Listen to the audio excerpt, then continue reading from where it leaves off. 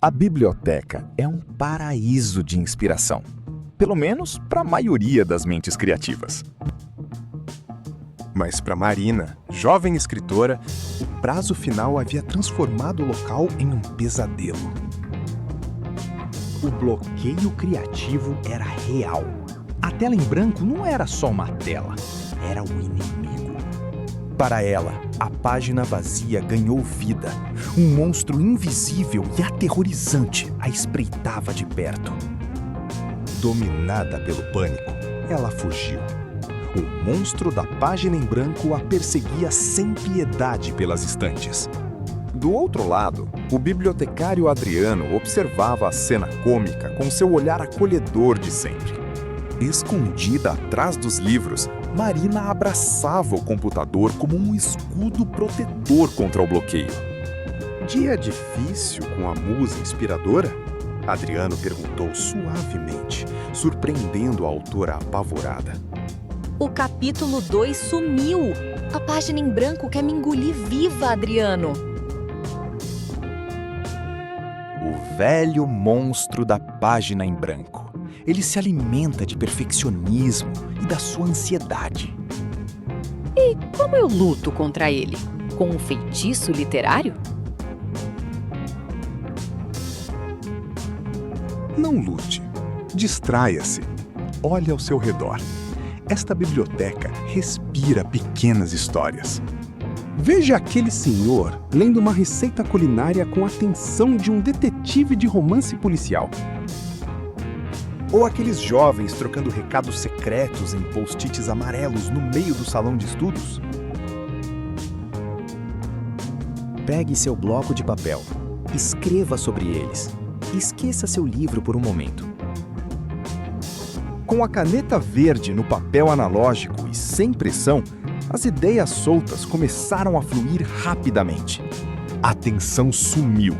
Ela sorria. A imaginação foi ativada pelas pequenas histórias cotidianas ao seu redor. O monstro invisível murchou e sumiu de vez. Marina encontrou a solução observando os simples detalhes. E com a energia renovada, ela voltou para sua mesa de estudos pronta para encarar o desafio. No dia do escritor, a inspiração venceu. O cursor agora dançava na tela, criando seu próximo capítulo.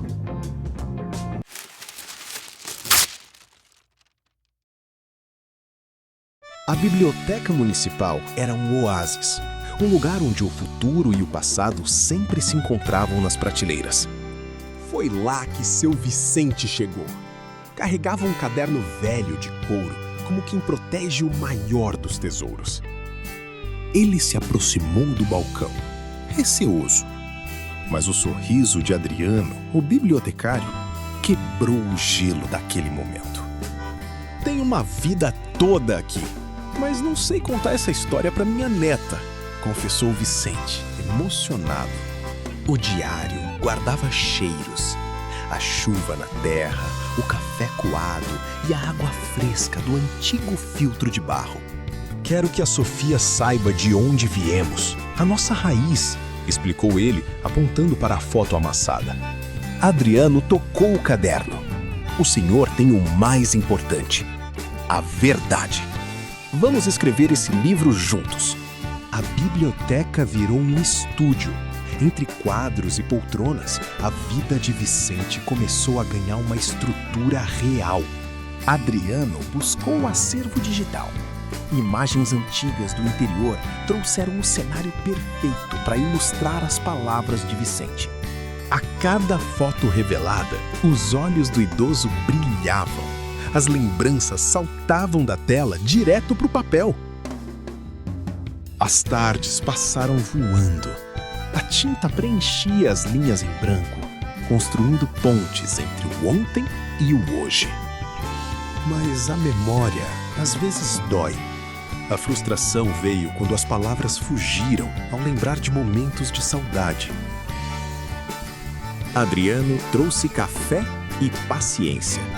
Escreva com o coração, não busque a palavra perfeita, aconselhou gentilmente. E o coração respondeu. Lembrou das festas juninas, das danças sob as estrelas, com o amor de sua vida. A inspiração voltou com força. A tristeza virou poesia. E o caderno finalmente encontrou o seu ritmo final. A organização estava pronta. Capítulos fechados, memórias salvas. O manuscrito do interior agora tinha começo, meio e fim. O momento mágico chegou. Adriano entregou a seu Vicente o livro impresso. A história estava finalmente materializada. Um abraço apertado selou o trabalho. A gratidão de quem viu sua vida ganhar o respeito que sempre mereceu. Lá fora, a neta o esperava.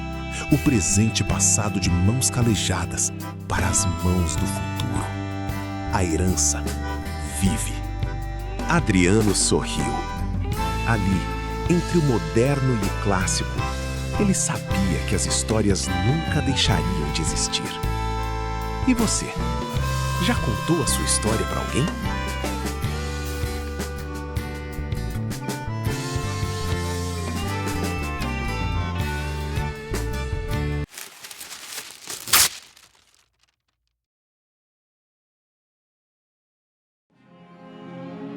A biblioteca é silenciosa, mas na sala 4, uma verdadeira investigação criminal tomava conta. Arthur, um talentoso autor de romances policiais, estava travado no último capítulo do seu livro. O grande plot twist, a revelação do assassino, simplesmente havia fugido de sua mente cansada. De repente, a tensão da sua história pareceu invadir a realidade. A luz do corredor piscou. Ele gelou.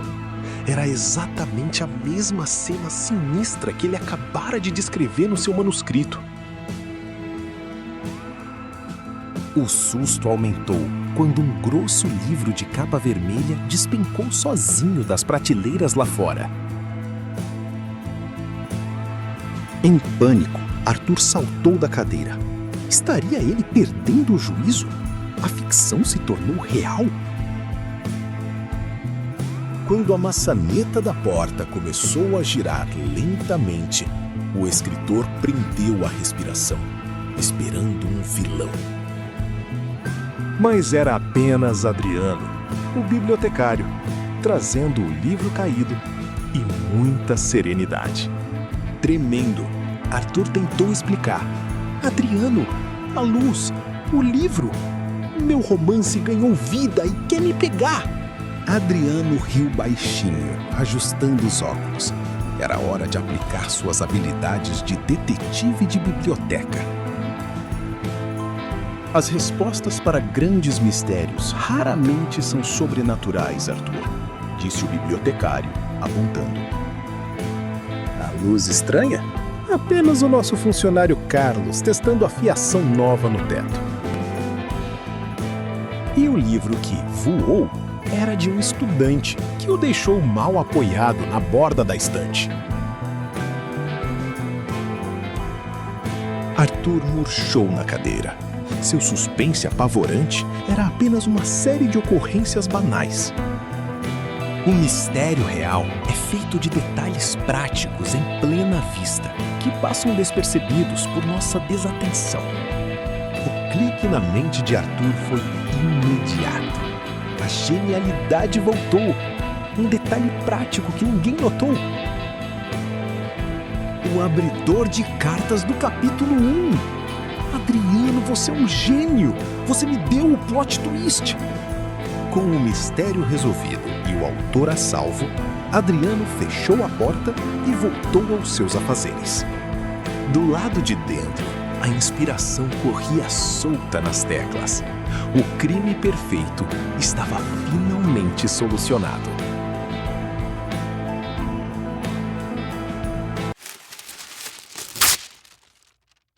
A Biblioteca Central é o lugar perfeito para nutrir ideias, um verdadeiro banquete criativo.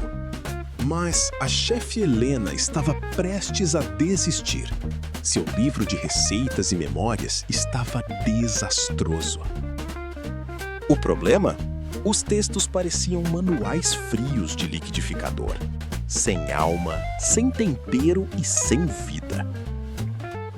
Felizmente, o bibliotecário Adriano, sempre atento aos leitores aflitos, notou a frustração da chefe. Eu sei cozinhar um banquete, Adriano, mas minha escrita tá crua e sem emoção nenhuma. As receitas da avó de Helena mereciam mais, mas as palavras exatas simplesmente não vinham. Helena, uma boa história é igual a um prato complexo. Você precisa da receita da narrativa. Helena ficou curiosa. Como a culinária poderia ajudá-la a destravar o bloqueio literário? Primeiro, a introdução. Apresente os ingredientes, o cenário, o frescor e os sons da sua cozinha. Depois, o conflito. É o fogo, a panela quente, a pressa e a transformação dos elementos. E por fim, o clímax. O sabor final, a primeira garfada e a emoção à mesa. A metáfora fez todo o sentido. Ela finalmente entendeu. As frases deixaram de ser frias. Ela colocou sons, aromas, azeite dourado e memórias de domingo.